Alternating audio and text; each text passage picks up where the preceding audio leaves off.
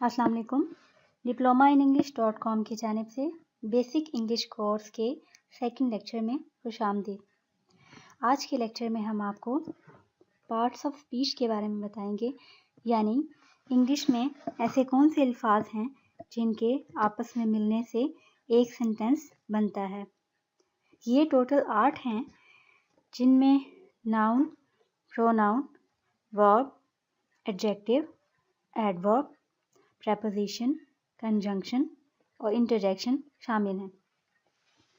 इनमें से 5 की एक्सप्लेनेशन आज आपको की जाएगी और एडजेक्टिव, एडवर्ब और प्रेपोजिशन के बारे में नेक्स्ट लेक्चर में बताया जाएगा, क्योंकि ये ज़्यादा तवज्जो मांगते हैं और इनके बारे में आपको इल्म होना चाहिए, ताकि आप जो भी पढ़ रहे हैं आपको अंदाज़ा हो सके कि ये वर्ड क्या है, इस लाइन में ये वर्ड किस तौर पे इस्तेमाल हुआ है।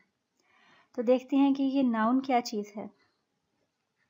हर शख्स जानता है, ये तो एक आम सी बात हो चुकी है कि नाउन किसी भी नाम को कहते हैं जिसमें things, persons, animals, buildings, house या कोई भी फ्लावर या इस तरह की कोई भी चीज़ शामिल हो सकती है, जो कि किसी जगह का नाम होगा या किसी शख्स का या किसी चीज़ का। Art, tiger, tea, scarf, park, hand, bear, cereal, wrist, wall, ये तमाम नाउन्स हैं, यानी ये सब के सब नाम हैं किसी न किसी चीज़ के, किसी न किसी जगह के, चाहे वो ख़ास हैं, आम हैं, नज़र आने वाली चीज़ के हैं या ना नज़र आने वाली चीज़ के हैं, ये तमाम नाउन्स हैं। यानी एनी नेम, अगर आप इसको डिफ़ाइन करें कि इसकी डेफिनेशन क्या है, any name is called noun. Next, pronoun किसे कहते हैं। ये भी पार्ट ऑफ स्पीच है जो कि नाउन की जगह इस्तेमाल होता है, क्योंकि हम रिपीटेडली या बार बार नाउन को इस्तेमाल नहीं कर सकते, तो इसलिए प्रोनाउन का इस्तेमाल करते हैं। प्रो का मतलब होता है की जगह और नाउन का मतलब इसम या नाम, यानी नाम की जगह। तो आप ये याद रख लें कि जब भी आप प्रोनाउन का वर्ड सुने तो आपको पता होना चाहिए कि ये पार्ट ऑफ स्पीच है जो कि नाउन की जगह इस्तेमाल होता है, जिसे इसम ज़मीर भी कहा जाता है उर्दू में। यानी इसकी एग्जांपल्स आप देख रहे हैं, दे और देम, ही और हिम, शी और हर, इट और वी और अस, इफ़ इट इंक्लूड्स यू। यानी आपको यहाँ पे चीज़ें भी साथ में नज़र आ रही हैं कि जो चीज़ दूर होगी उसके लिए भी हम यूज़ कर सकते हैं, और जो एक दफ़ा आपने नेम यूज़ कर लिया तो सेकंड टाइम नाम की जगह आप उसको प्रोनाउन से बुलाएंगे। इसकी मज़ीद एग्जांपल्स देख लेते हैं। बेसिकली ये एक वास्ट पार्ट ऑफ स्पीच है जिसकी मज़ीद काइंड्स हैं, जिसे हम कहते हैं फर्स्ट पर्सन, सेकंड पर्सन और थर्ड पर्सन। फर्स्ट पर्सन में मैं या मुझे या मेरा, ये चीज़ शामिल है। सेकंड पर्सन में सामने वाला, यानी जिससे आप बात कर रहे हैं, वो शामिल है। यू, योर या यू या योर सेल्फ। थर्ड पर्सन में जो कि यहाँ मौजूद नहीं, यानी मैं और आप के अलावा जो शख्स मौजूद है जो यहाँ नहीं है लेकिन उसकी बात हो रही है, तो वो थर्ड पर्सन है। उसमें ही भी हो सकता है, शी, इट या दे भी हो सकता है, और बाकी तमाम सेकंड पर्सन में यू, सेकंड पर्सन सिर्फ यू है, और फर्स्ट पर्सन में आई और वी शामिल है।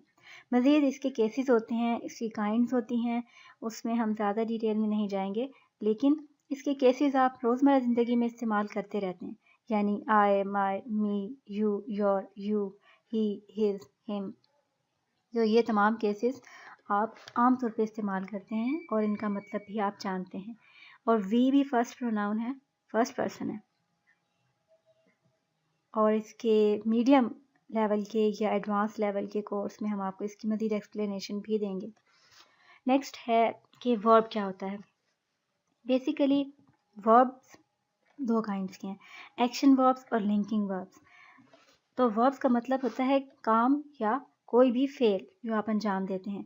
आम तौर पे इसकी अलामत जब देखी जाए तो उर्दू में इसका ना एंड पे आता है, जबकि इंग्लिश में कोई भी काम जो आप करते हैं, जैसे खाना पीना, सोना जागना, आना जाना, उठना बैठना, तो ये तमाम काम होते हैं। इनको आप इंग्लिश में कन्वर्ट कर लें। यहाँ पे कुछ एग्जांपल्स दी हुई हैं, throw, swim, fly, kick, grow, smell, feel, ये सब वर्ब्स हैं। और कुछ مین وربز ہوتے ہیں اور کچھ ہیلپنگ وربز ہوتے ہیں. ہیلپنگ وربز مین وربز کے ساتھ بھی یوز ہو سکتے ہیں اور اس کے علاوہ بھی. تو یہاں پہ آپ دیکھ رہے ہیں کہ ڈیڈ، مسٹ، از، ہیز اور ول یہ تمام ہیلپنگ وربز ہیں، یعنی ورب کی ہیلپ کے لیے ہوتے ہیں اور مین نہیں ہوتے. مزید اس کی ایگزامپلز آپ دیکھ سکتے ہیں. یہ سب مین وربز دیے گئے ہیں جو عام طور پہ زیادہ تر یوز ہوتے ہیں، لیکن کسی بھی ورب یا ہیلپنگ ورب کے بغیر کوئی سینٹینس نہیں بن سکتا. یہاں پہ ایگزامپلز دیکھیں: beg, replace, shoot, smell, use, swing, یہ تمام اس کی ایگزامپلز ہیں. فارمز آف ورب آپ نے دیکھی ہوں گی، ان کو یاد کرنا بہت ضروری ہے کیونکہ وہ کسی بھی سینٹینس میں یوز ہوتی ہیں اور اس سے سینٹینس کا مطلب بھی چینج ہو سکتا ہے. نیکسٹ، کنجنکشن کے بارے میں یہ کہا جا سکتا ہے کہ یہ جوائننگ ورڈ ہے. اگر اس کو مختصراً بیان کیا جائے تو یہ جوائننگ ورڈ ہے، یعنی لفظوں کو ملانے والا لفظ یا فکروں کو ملانے والا لفظ. جیسے کہ دو سینٹینسز ہیں تو ان کو آپ جوائن کرتے ہیں، کنیکٹ کرتے ہیں، کیونکہ زندگی میں ہمیں صرف ایک سینٹینس سے نہیں، ایک سے زیادہ سے بھی اپنے خیالات کا اظہار کرنا ہوتا ہے. تو جب ہم ایک سے زیادہ سینٹینسز استعمال کرتے ہیں تو ان کو ملا کر بولتے ہیں.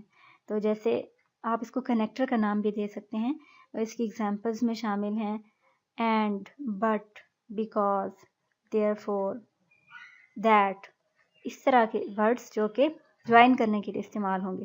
جیسے یہاں پہ آپ اسکرین میں دیکھ رہے ہیں سارا از اسمارٹ اینڈ بیوٹیفل، یہ بھی جوائننگ ورڈ ہے. We were hungry so we made sandwiches, یہاں پہ سو کا ورڈ پہلے والے سینٹینس کو دوسرے والے سے ملا رہا ہے.